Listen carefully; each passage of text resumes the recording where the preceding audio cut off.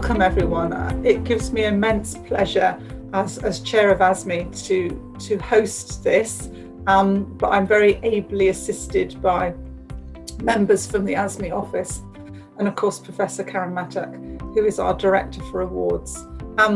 It's a formal occasion, but it's a celebration, and it's not a stuffy celebration, so please do feel relaxed and enabled to have a good time. ASME's mission statement is to advance scholarship and medical education, and today is a really good example of where we're doing that. All of your awards, when they were assessed, would be that they fitted in with our core values, which are to foster collaboration, that they face the future, that they support excellence, scholarliness, and they enable others to do likewise. And I believe, and the board supports me in this, that awards are important because firstly, they value people, and they also value the work that you have done.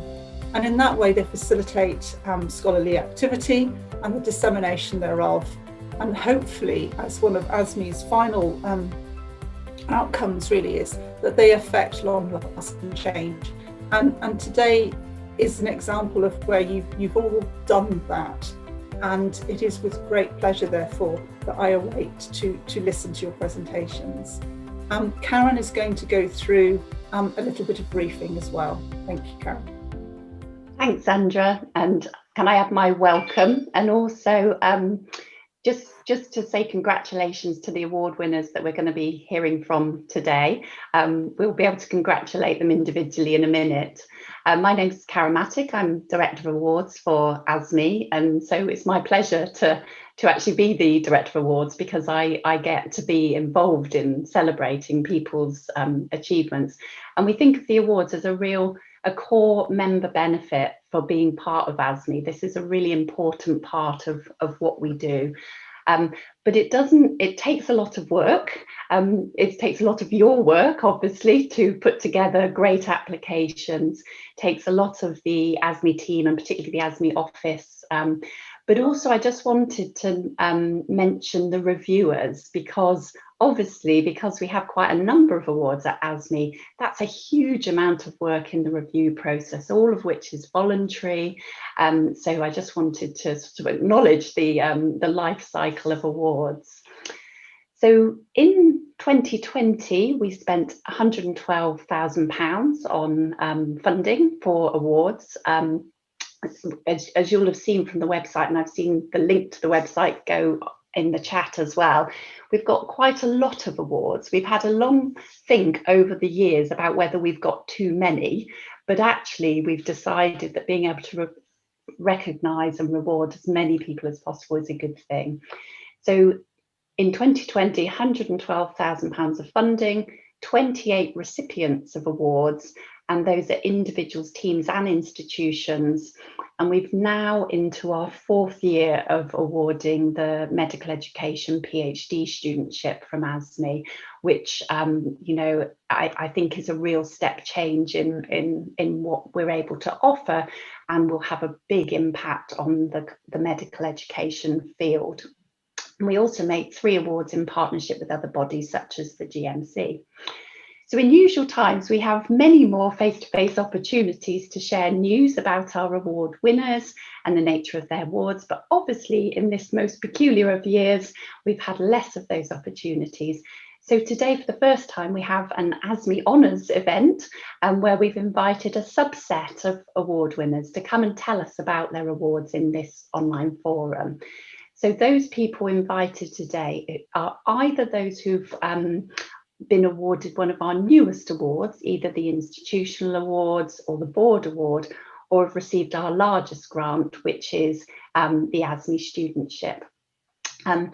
As mentioned, this is the first time we've had an ASME Honours event, so please tell us how it is, how we get, how it's worked out for you, whether it's something we should be doing again in the future, as well as hopefully the face-to-face opportunities.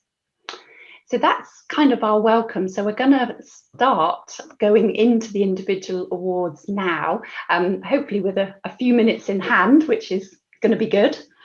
So the first award award winners that we're going to be hearing from is relates to the institutional award.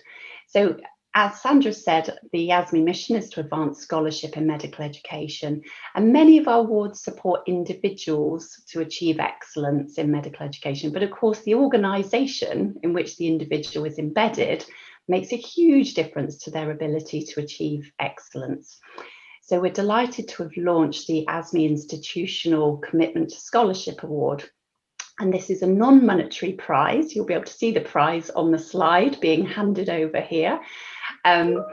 It's awarded to an institution that is a member of ASME and claims exceptional commitment to advancing scholarship in medical education.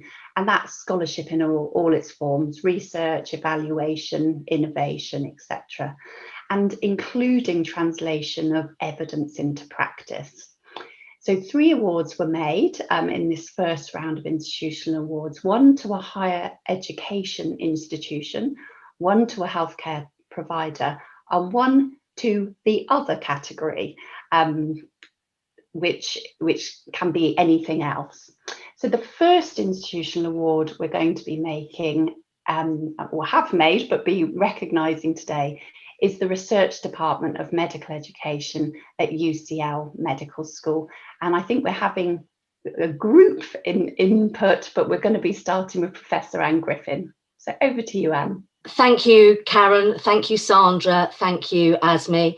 There's no doubt that we are incredibly proud to have won this award. And on this first slide, you can see other members of the research department that weren't able to attend to get the award in person. And I'm sure that all of you, ASME, will recognise some very familiar faces. So just a little bit about the Research Department of Medical Education. So we're a very diverse bunch of psychologists, sociologists, educators, clinicians, linguisticians, perhaps, managers and administrators, who all work incredibly collaboratively to generate sort of a lot of empirical evidence. Most of our work is medical education in its broadest sense, and we cover topics like mental health, well-being, professionalism, assessments in its broadest sense. So a whole range of topics that we cover.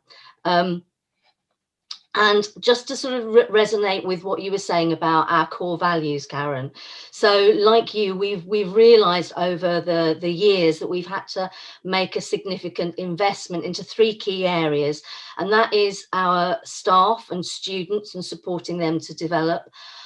The other is obviously in terms of inputting into educational resources. So the medical education UK Med database being one of those, and the fact that we need to make the research that we do impact into real world situations and impact on policy and practice. So we're delighted to have won this award, and I'm going to hand over to Kath now, who's going to tell us a little bit about what we're most proud of. Yeah, so as Anne mentioned, these are just some of the things that we're proud of that we've been able to do at RDME. So in terms of investment in people, we've really grown in the last 5 or 6 years, both in terms of staff, but also we've been able to fund about 30 staff and students to do masters and doctoral studies in medical education as well. So it's really about kind of growing that pipeline of medical educators. I think we all recognise the importance of funding. So we were really pleased to work with ASME some years ago to help change the Department of Health and Social Care and NHR policy to increase medical education research funding. And also in that regard, it's important to consider how our medical education research is recognised, I think, both internally and externally. So we're really proud to have been able to return medical education research in the REF in 2014, and again with our partners, the Institute of Education, in 2021, and also to support the new in our HR Clinical Education Incubator, which I know many people who are on this call will also be working on. So we, as Anne mentioned, really, I think probably the two things that we're known for are advancing equality and social justice and improving the quality of educational assessment. They're probably, I think, when people think of UCL medical education research, that's what they think of. So just recently, Jane Dacre has been leading the Department of Health and Social Care Gender Pay Gap Review, which has influenced plans to close the gender pay gap and promote gender equality within the NHS. Our team's work on differential attainment has influenced national policy as well, with the GMC, Health Education England, and also with NHS England with the Workforce Race Equality Standard, to really embed equalities metrics within national quality assurance and education policies. And we're really delighted to be able to have worked with the Medical Schools Council and the BMA and contributed to the setup of the EDI Alliance and the BMA's Racial Harassment Charter, and have our work really underpin some of that work too. And yeah, I think something else that's been really important is this development of methodology and infrastructure from of research. So our input into the UK Medical Education Database, which I'm sure everyone knows is the joint work of the GMC and the Medical Schools Council. So we've been yeah, I think Chris McManus has been involved in that since the beginning, and certainly we use the data a lot and work regularly to kind of enrich that database as much as possible, which I think is incredibly valuable and is often called, I think, a game changer in medical education research. And this sort of builds on the work really that was pioneered by Jane Dacre and Chris McManus as well on assessment.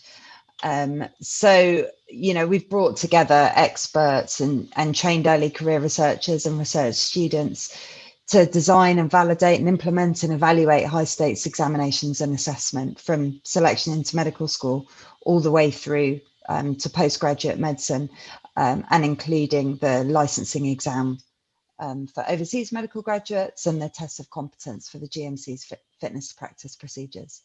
So lots of things that we're proud of. So I'll hand back over to Anne just to sum up. Thank you.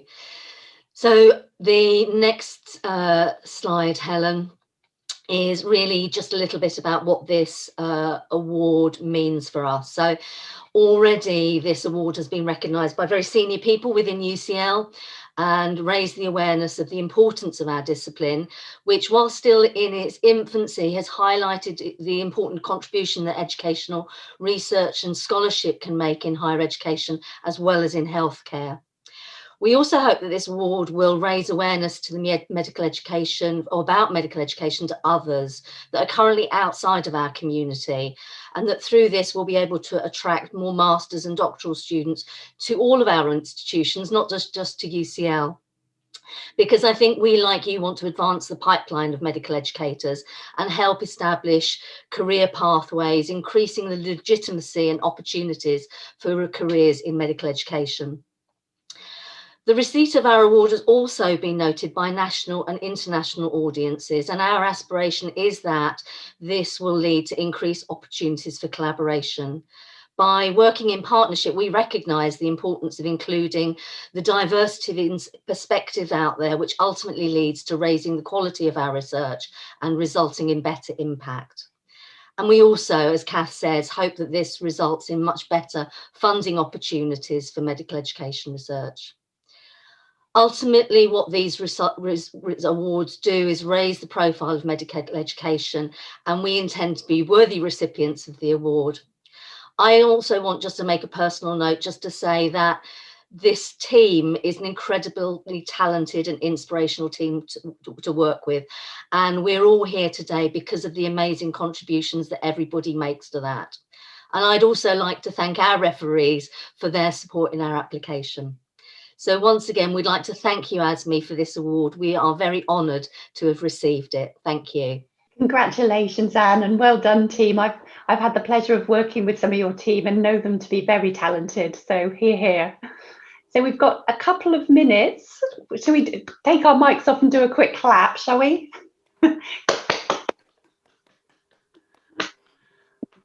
We've got a couple of minutes. I don't know if anybody wanted to ask anything of Anne and team, or make any observations.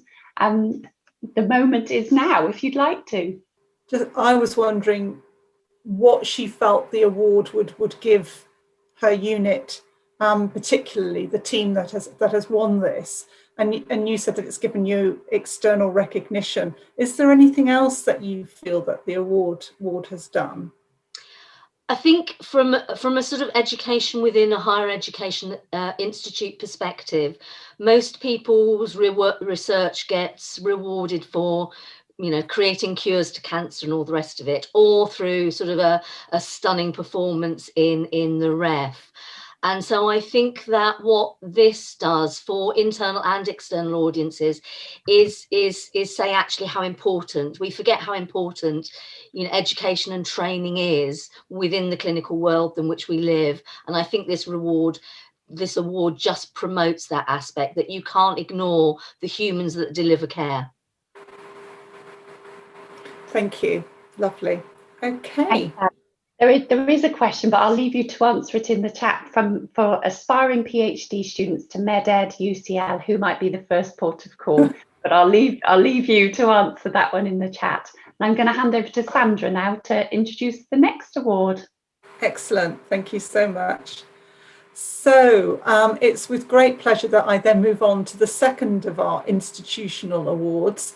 And this goes to an undergraduate education team at Northumbria Healthcare Trust. And Dr. Richard Thompson is going to present his team and the work that they have done. Thank you, Richard. Good afternoon, everybody. And it's my great pleasure to accept this award on behalf of my team. I have to say, in such esteemed company, I feel a bit like somebody kind of sailing a little dinghy between two ocean-going liners. Just all very exciting, but I hope I don't capsize. So I represent Northumbria Healthcare. This is Northumberland. For those of you who haven't been there, it's the northernmost county in England. And Northumbria, while it's not quite as big as the Anglo-Saxon kingdom of its name, covers a little bit more than just the county. And Northumbria Healthcare is responsible for clinical provision from North Tyneside to the Scottish border. And my team delivers undergraduate medical education across that patch, but also over as far as Carlisle. So Northumberland has been an incredibly rich place as a clinician in which to practice, and it has immense possibilities for clinical education. But historically, it was the clinical placements in Northumberland were offered to students in Newcastle and would have been relatively few in number. And that all changed dramatically in the 1990s with an enormous expansion of Newcastle Medical School to the point where now, including the Malaysia campus, I think we're now the largest undergraduate program in the UK with about 500 entries per year. And that necessitated a massive expansion of the regional medical school out of Newcastle. And that gave us, I guess, a unique opportunity to start from scratch to build a team in a place that historically did have students, but was not a centre of medical education. And really, this award owes a lot to my predecessor, Roger Barton, and the collective vision of himself and the then chief executive, Sue Page, because she made the kind of key decision to give Roger the SIF budget, which was new money, and to allow him to ring fence it for education. And some of the speakers have already spoken about the importance of funding, and I would absolutely reinforce that. So I wanted to offer some reflections really on what it's been like observing the development and the ebb and flow of an educational culture over the 20 years that I've been involved in the team. I joined in 2000, and I was sub-dean from 2004 until last year. And it's been my great pleasure to see people's careers come on and develop, and to see how they're still very active in fields of medical education research. And I love horticultural metaphors, really, and I think it's very apt here. An educational and a scholarly culture does not develop overnight. You've got to plant seeds, and then you've got to have patience and trust to allow them to germinate. And I would say, handing over this team last year, I really had the sense that this is a kind of properly established garden in rude health, but it's taken a long time to reach that point. Also, the elements within it are very much interdependent, and it's greater than the sum of its parts. You've got to be vigilant about both internal and outside strains, and we all know this year, what impact outside events can have on the delivery of medical education. And as gardener, as temporary custodian of this team, I've felt it's very important to notice when people were flourishing and should be just left to get on and to succeed, but also to notice when people were flagging and perhaps needed a bit more support or scaffolding. And we haven't succeeded all of the time, but I think overall it's an achievement that we're extremely proud of. And I just wanted to offer some thoughts on what were the kind of key ingredients for that sustained success. And I do think this award owes as much to the trust board as to the team itself. We've had sustained and unwavering support from the trust board, who I think, while not always understanding what we're up to, I think had faith that allowing us to do our job was in the interests of the wider organization and the clinical care that we deliver. And so we've with the freedom of a ring-fence budget, it has allowed us to kind of really invest in faculty, to take some chances and try out some innovative roles, some of which have been very successful, and to offer up certain positions as almost lost leaders to get people in to the team, seemingly not offering an immediate return on the investment for the students, but that often the patience has paid off. I think if you want to get clinicians to commit to educational roles, and if you want them to take that work seriously, and if you want them to commit to their own continuing self-development as educators and commit to a scholarly stance with which they approach their work, I think it requires quite subtle management, really, and there are a lot of pressures on these people, and if you're too light touch, then the education can get neglected, but if you're too heavy-handed, then people can choose to walk back to their clinical roles, and that's been a learning curve for me, but I do think we've gradually got better at this, and particularly the trust has supported us in holding people to account for the educational money invested in them through the process of appraisal. We have really a very long established teaching fellow program. I'd like to say it's the longest, maybe not in the UK, but 25 years we've had teaching fellows of variety of makeup in terms of clinical and educational time. And that really has been the jewel in our crown. I think we're immensely proud of what those individuals have achieved. And I think one of the previous speakers mentioned a pipeline, and we very much see this, although we often have the fellows just for a year. We're really focused on creating a pipeline for people who will remain active in medical education and who will retain that kind of scholarly outlook for the rest of their careers. So we had about 100 people through that program, and actually the numbers are greater this year than ever.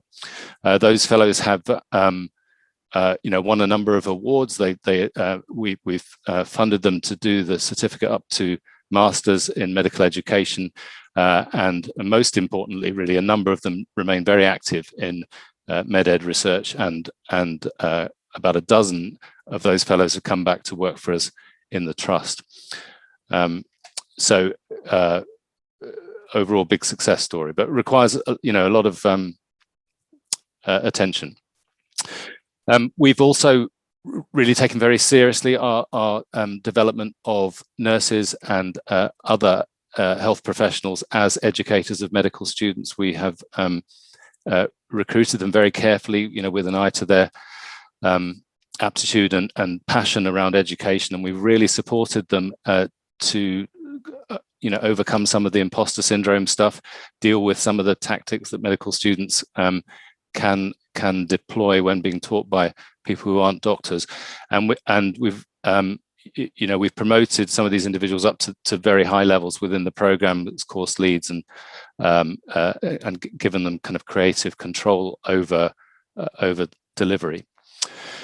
And I think personally, perhaps the thing I'm kind of most proud of is the Educator in Residence pilot that we ran. So we were very fortunate to recruit on secondment ASME's own Jane Stewart, who came and worked with us 3 days a week as our Educator in Residence, and I think that's an example of a kind of novel post that perhaps it wasn't so easy to make a business case for, but we just had faith that it was going to be a good idea, and it was just an amazing experience, really. I think for her and for us to have to bring scholarship into a working NHS trust, and the support and the kind of encouragement to change, to think of alternative perspectives that she brought to the teaching fellows and to the senior faculty was fantastic. And I think I was talking to her last night, and made me think that really we'd love to do this again if we could find a motivated individual. So lastly, just say that this is very much a whole team effort. We pride ourselves on having a flat hierarchy, and we've invested in the whole team, right from apprentices and administrative staff, and right up to senior faculty. And as I've said, without the support of Chief Executive and the Trust, this wouldn't have happened. So thank you again for this tremendous honour. I really know what this means to the organisation. Sandra, you asked this question, what's the enduring significance? Well, I think it's a sort of validation of the trust that was invested in us, and proof of the concept that long-term investment in scholarship has returns, both in terms of recruitment, clinical care, and most importantly, just what it's like to work here. So thank you. If people would like to take the mics off, if they can. Thank you, Richard. Great. Thank you very much for your summary of your why the award was given to you and your team.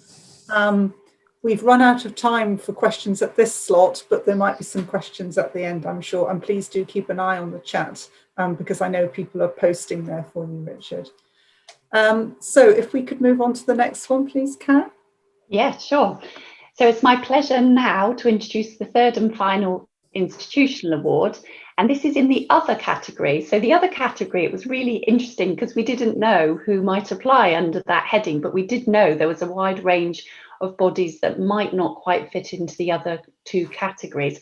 So I'm delighted to introduce the award winner, which is the Scottish Medical Education Research Consortium, or Smirk, which is a wonderful collaboration that I've admired from a distance for many years. So it gives me great pleasure to introduce Professor Peter Johnson to talk about their award. And I know there are others in the audience today representing Smirk.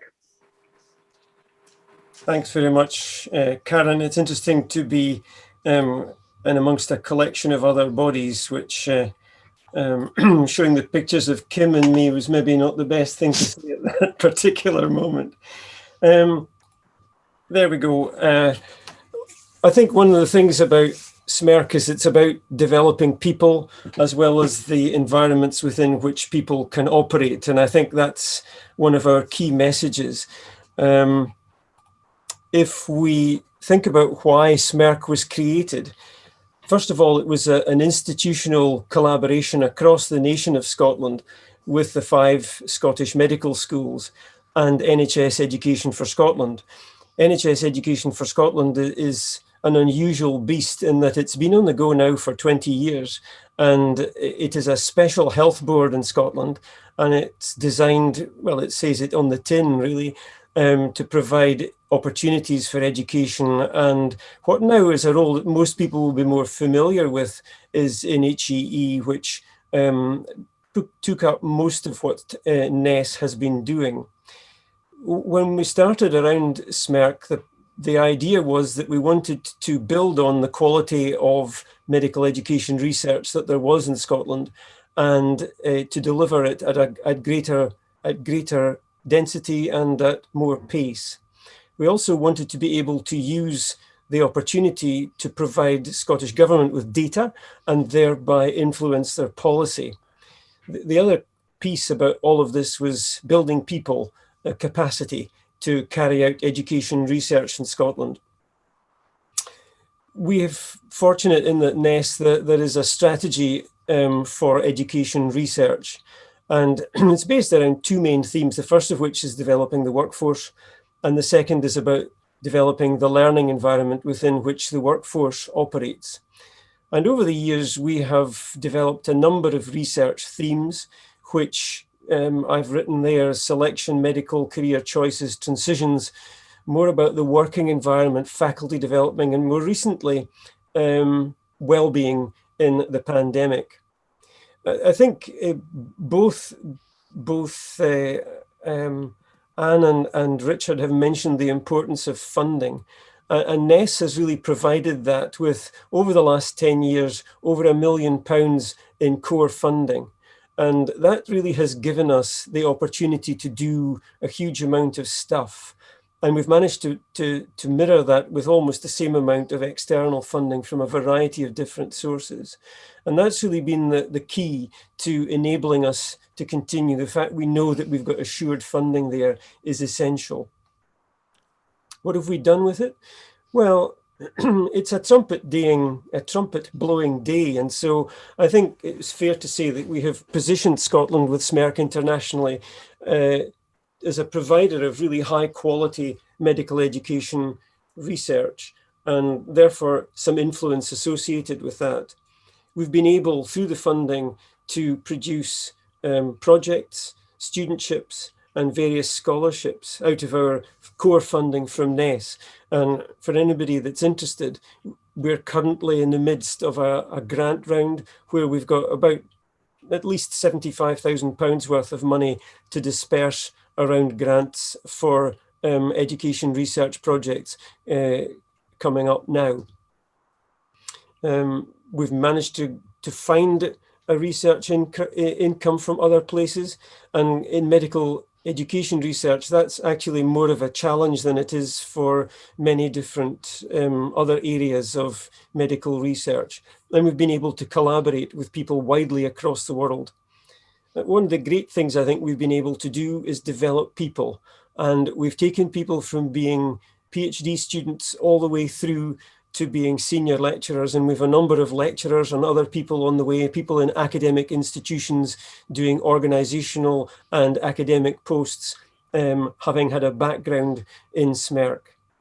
We've been able to deliver lots of presentations at conferences, and we've also managed to have 18 completions of PhDs. We've got one on the go just now, who's doing exceptionally well in Edinburgh, and we also have the opportunity for a PhD grant coming up in the current round.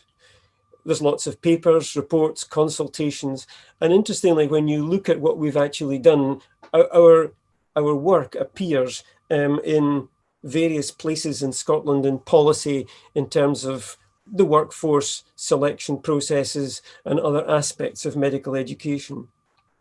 Going forward, I think we want to continue, and I think this award will help us with that, is to provide more and better impactful medical education research. We want to continue collaborating across our institutions and more widely with places elsewhere in the UK and abroad. Again, widening our collaborator base. We're trying to develop inclusivity in terms of our researcher capacity and indeed that capacity itself. So it's all about growing the people that are necessary to carry out the research, and in doing so, growing the funding to enable that to take place.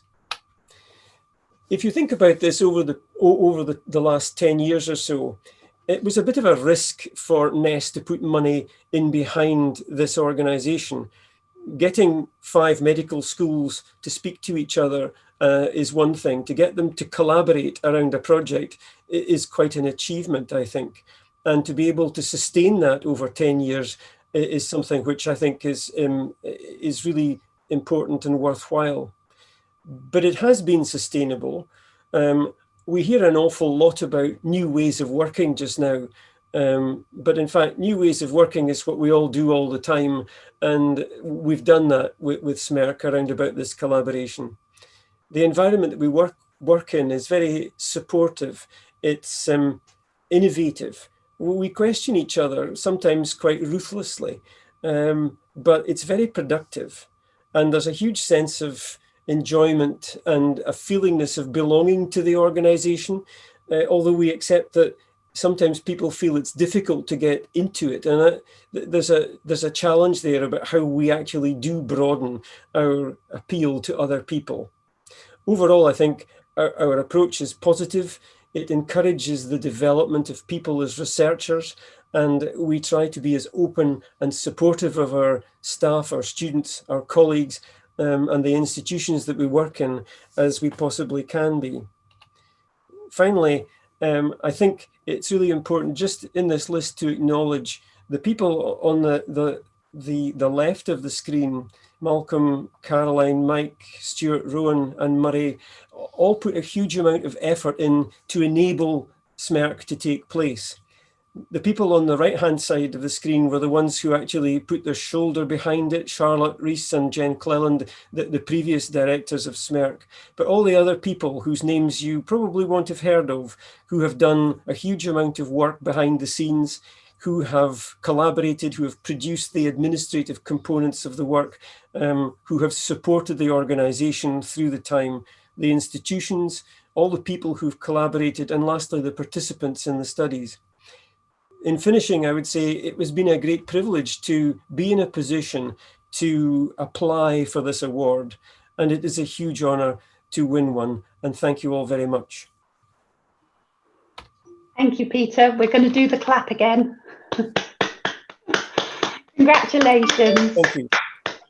We haven't got very much time for questions, but I think the overarching question based on the chat is people being really impressed by the scale of the funding and the number of PhD completions. You're operating on a scale that most of us aspire to. So the question is, how did you make that happen? But it might not be a quick answer, but you can give us a hint at least. Persuasion, I think, without the use of blunt instruments.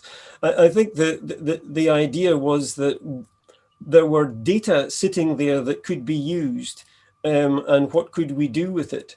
The short answer to that was that very little actually, but that idea evolved into UK Med, which is I don't take responsibility or credit for that, but it is a useful thing that's happened out of the thinking. what we have been able to do is to just get people together and have a consistent approach. And again, people in high places who have had power over budgets, who've had the foresight to say this is something that's worth doing, and that is, you know, it has been a huge success in terms of a collaboration, and getting people aligned around something which makes sense. And the fact that NES had that strategic policy about research and its orientation around medical education from before the organization started in terms of Smirk, that was a useful thing for us to have. That's brilliant, thank you. So take home message is the power of persuasion. I like that. So I'm going to hand over now to Sandra, who is going to introduce the next award, which is not an institutional award, it's something different. Sandra. Thank you, Karen. Yeah, and well done, Peter and team. So the next award is our first of our board awards, and this award is a substantial award, and it's used to fund high quality research which is aligned to ASME's strategic priorities, and it can be seen in some ways as a next step for ASME members in their research careers. And the outcomes of the scholarly activity are to support the board to advance scholarship in medical education collaboratively, really. And this award goes to, and the group of people are here today from University of Exeter, and Gerens is going to start the presentation. So Gerens, please come online and do that for us. Yes, hello everyone, I'm Gerens. I'm a junior doctor in Torbay and South Devon NHS Trust. Can I just confirm you can all see my screen at the moment? Yes, we can. Lovely. So I'm here just to talk about the piece of work that we've been fortunate enough to win the ASME Board Award for. I'm here representing quite a large and quite a diverse team. I've got two fellows here with me, Dr. Seth Ball, who is the PI on the project, and Dr. Rahini Terry, who is leading up the qualitative arm of the research, who are here to answer some questions once I've just spoken through what we're up to, but we've got quite a large team that we've assembled. So just by way of a little bit of background, we know, not least of all through work done by UCL, and we've referenced their work quite a bit in our literature review. We know that there is an awarding gap between white and BAME medical students in the UK, and that this is true both for machine-marked multiple choice style examinations as well as OSCE and ISCE style clinical assessments. And this gap persists into postgraduate world in terms of success at postgraduate examinations and in award of jobs in the postgraduate field. The reasons behind this haven't been thoroughly pinned down, thoroughly identified yet. But there's a theory that it could be related to the way that students form groups and the way that they study together, and that this could favour some students over others. So what our project aimed to do is to understand the impact of ethnicity on performance and well-being. That was our sort of starting point. And from that, try to explore the way that the socio-academic groups, so the sort of study groups that students form, are impacted on and themselves impact on people's academic performance, their well-being status, and their ethnicity. So it's quite a complex set of parameters that we're hoping to investigate here. And then finally, our third aim was to dive into that a little bit more deeply and to explore with some qualitative methods how we contextualize this information that we've got. So our participants are students from the University of Exeter and the University of, Imperial College London. We've gone for early years medical students.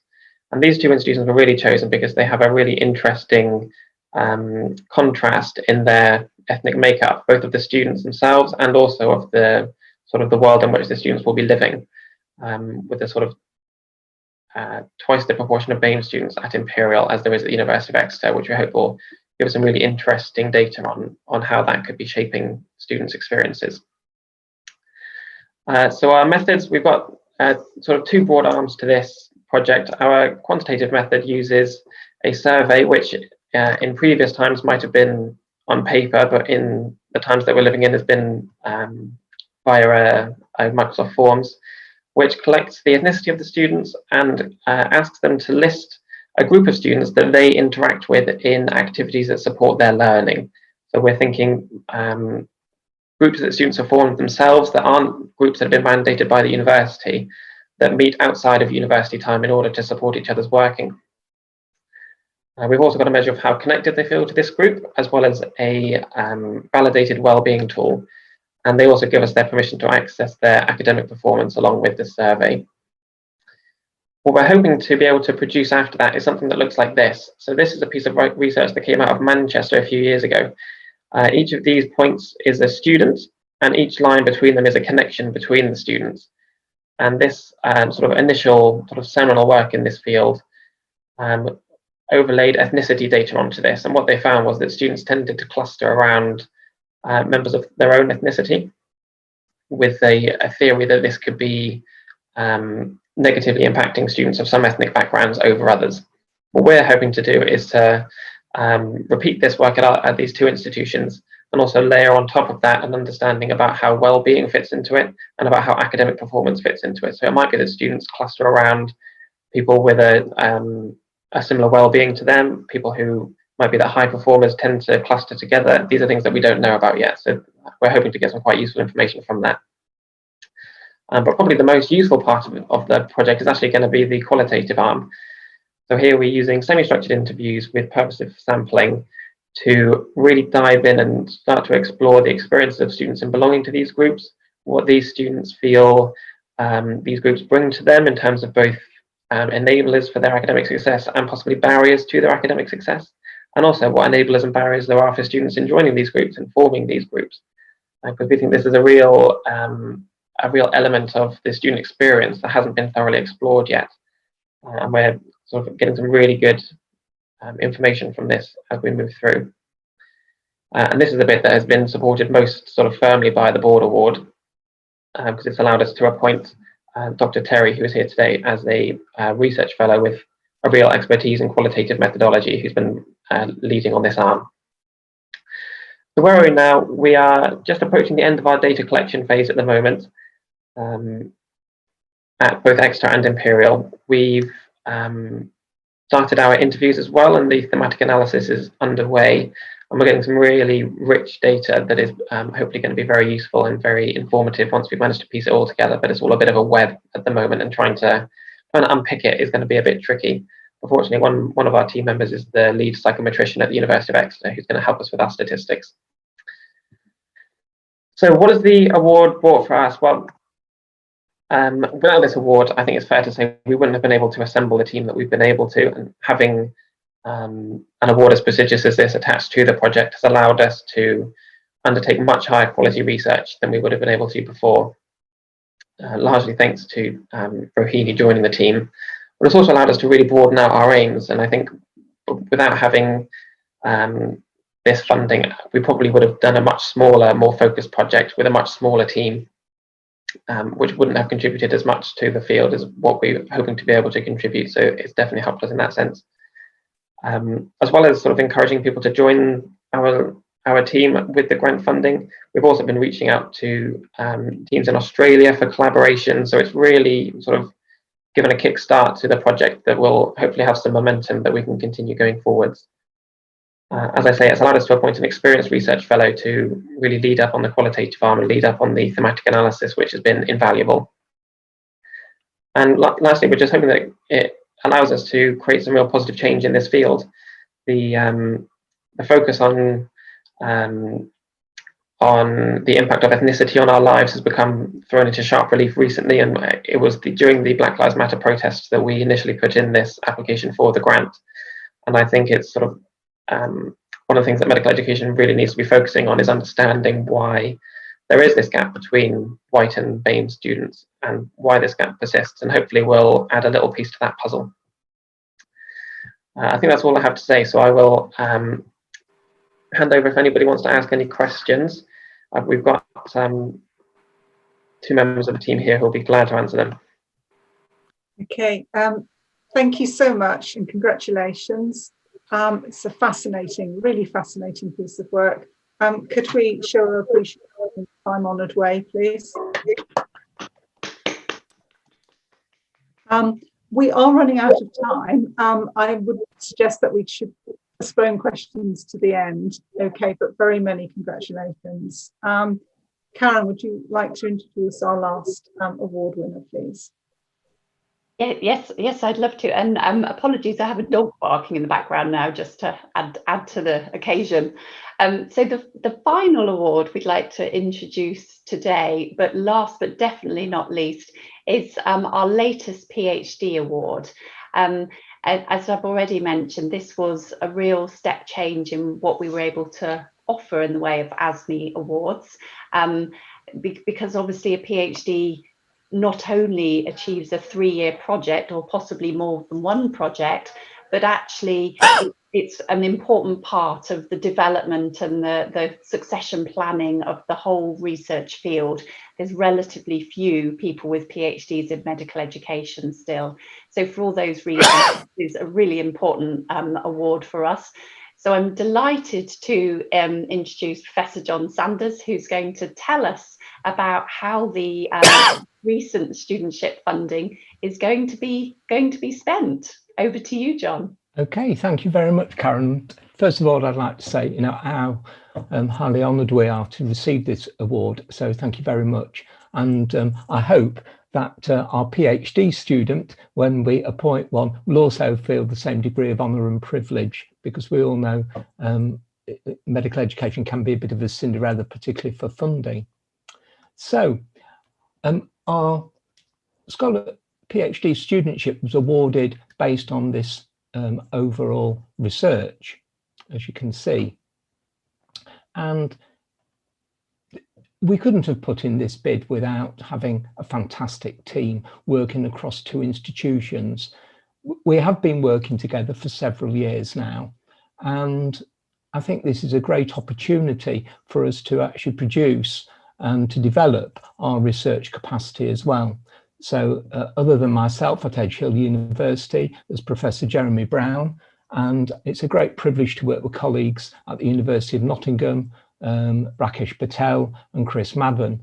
And as you can see, we come from different backgrounds and different strengths and maybe different weaknesses, because part of it is about learning and working together across various disciplines to try and grapple with what we wish to do.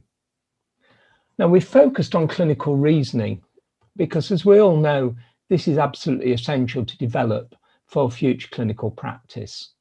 And one of the big dilemmas and challenges for learning and teaching clinical reasoning is that, first of all, learners require knowledge. They require a certain amount of basic knowledge, but they need to be able to apply that knowledge to clinical reasoning, whatever system we want to call it, mental scripts, schemas.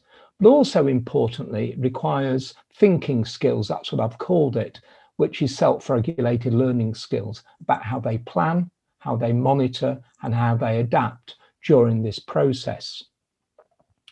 And we're taking the stance of using virtual patients. And the reason why is that we all know that clinical reasoning is developed through the opportunity to practice across a wide variety of cases, both in types and also difficulties. And virtual patients allow us to rapidly identify core knowledge, how they apply that knowledge, and their self-regulated learning processes. And if we can identify what they are doing, we can provide personalized feedback on both their knowledge and their thinking skills. And we've also been working in collaboration with Untitled Healthcare, and this is collaborative funding between the University of Nottingham and Innovate UK. And at the moment, the cases are being developed onto the platform with usability testing with students. So this is a typical beginning for the case. It's a structured case, and we can give more and more information, but it basically looks like this. And this is typical of what we'd expect from any virtual case, virtual patient. And at various points during this, there are prompts which which mimic the self-regulated learning process. So there are prompts about what they're going to do for planning. This particular prompt is about monitoring. Are they on the right track or not in their thinking? So it's quite simple. Do you wish to check or don't you wish to check? And if they then say yes, what we then give is some information which they then need to try and make sense of. And there will be, this is progressive during the virtual patient. So at the end of it, what are we going to be able to do with this research project? Well, we feel that there are 3 key areas that we want the research project to do and this PhD studentship. First of all, we need to understand the key role of self-regulated learning in the clinical reasoning process. There's already research to show that there are differences in self-regulated learning across a whole range of domains in medical education, but also in clinical reasoning. High performers seem to engage in very productive self-regulated learning processes about the way that they plan, the way that they monitor, and the way that they make adaptive changes, whereas students who tend to underperform have lower use of these particular processes. But there's less work on the importance of feedback to inform clinical reasoning training. In fact, there's very little work in medical education about the role of giving self-regulated learning processes. There's a lot of work to show that it's important, but little about feedback. So this, we feel, will advance knowledge and will be transferable and applicable to other contexts in the wider medical education community. But what we also want to know is whether a self-regulated learning-based intervention can actually improve clinical reasoning performance.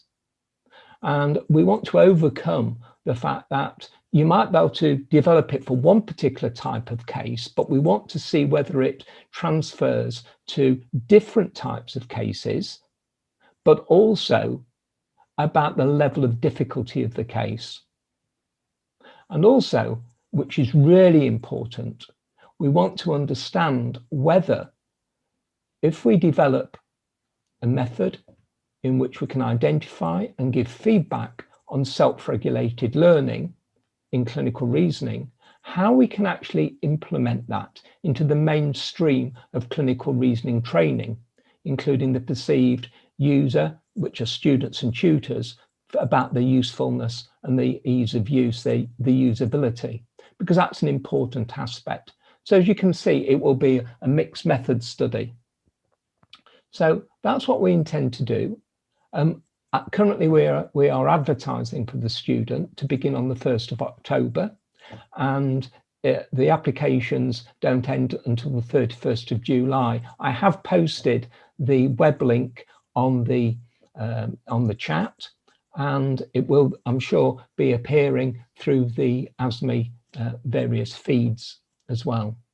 So thank you very much. I mean, this is a fantastic honour for us and the research team. It couldn't have been done without having the team.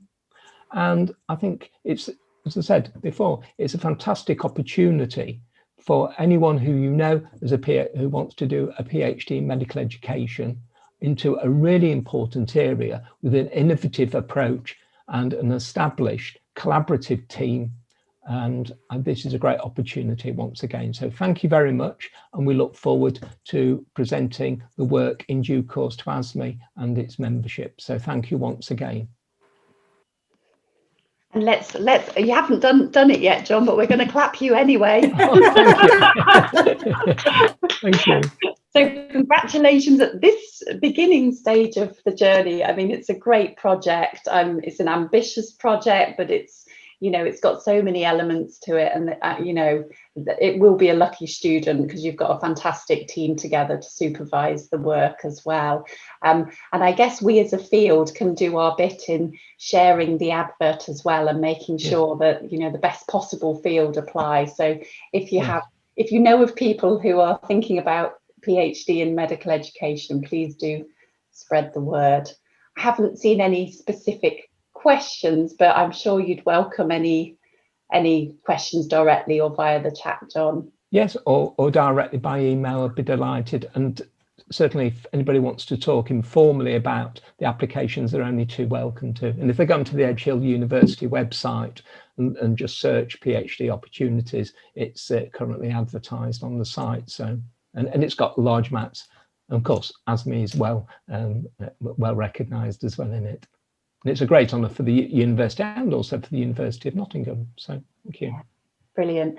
And hopefully everybody here will meet this student in due course, because one of the things about being an ASME PhD student is that, you know, you're expected to come along to the ASMs and join our community.